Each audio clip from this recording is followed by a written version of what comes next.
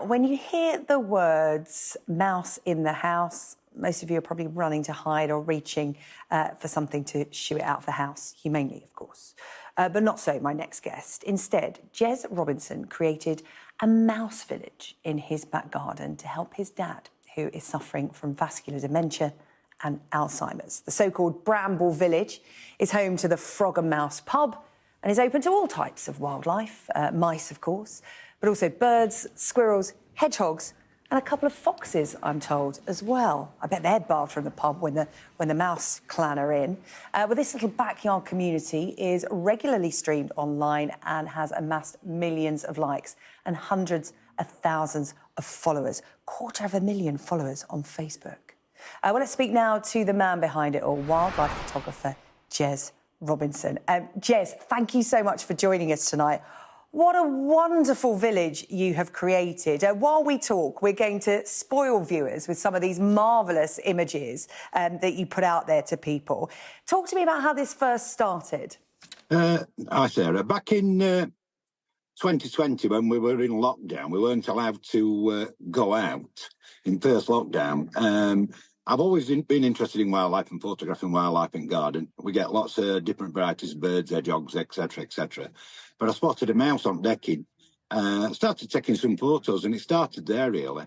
My dad were diagnosed with dementia when we first found him, but I used to take him out at weekends while he was still able and still living at home with my mum. And grandkids said, "Why don't you put it on Facebook, Grandad, Nora and Minnie?" So they talked me into it. One Sunday morning, we came up with a name, the Mouse Family that lived by the Brambles. And a couple of months later, I got 5,000 followers. It was crazy.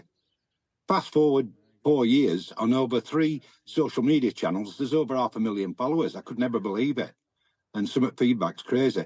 And then when I used to bring my dad to our house for his Sunday dinner, him and my mum, he wanted to go in garden.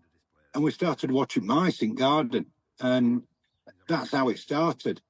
And every time he came, first thing he wanted to do, he didn't want to come in the house for a cup of tea or anything. He wanted to go straight up garden, so I used to take him up garden. And as I say, they didn't just give me dad a lot of joy. They gave a lot of people a lot of joy. We've had a lot of testing times in the last 4 years through one reason or another. And they give people a big smile, and that's what it's all about, really. Oh, well, Jez, I love what you've done with the village, because there is a pub. They have a disco night at the Mouse and Frog. Here it is. And also, you've had snow there recently, so the mice built a snow mouse. Just talk to me about the effect it has on your dad, because I know that you live stream every day on Facebook, and a dementia care home in Wales watch every day. It really does bring such joy to your dad, doesn't it? Oh, totally.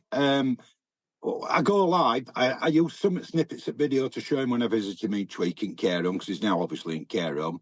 But I also do individual videos for my dad. Take loads of photos, and he doesn't always know who I am. A lot of the time he doesn't know who I am. But he does know the mice all the time, and that's brilliant. Oh, Jez, well, listen. As I said, for the first 6 months, before he got so bad, my mum couldn't look after him anymore. Yeah. We did his best as a family, my brothers and sisters, but we made a difficult decision. He had to go in care home.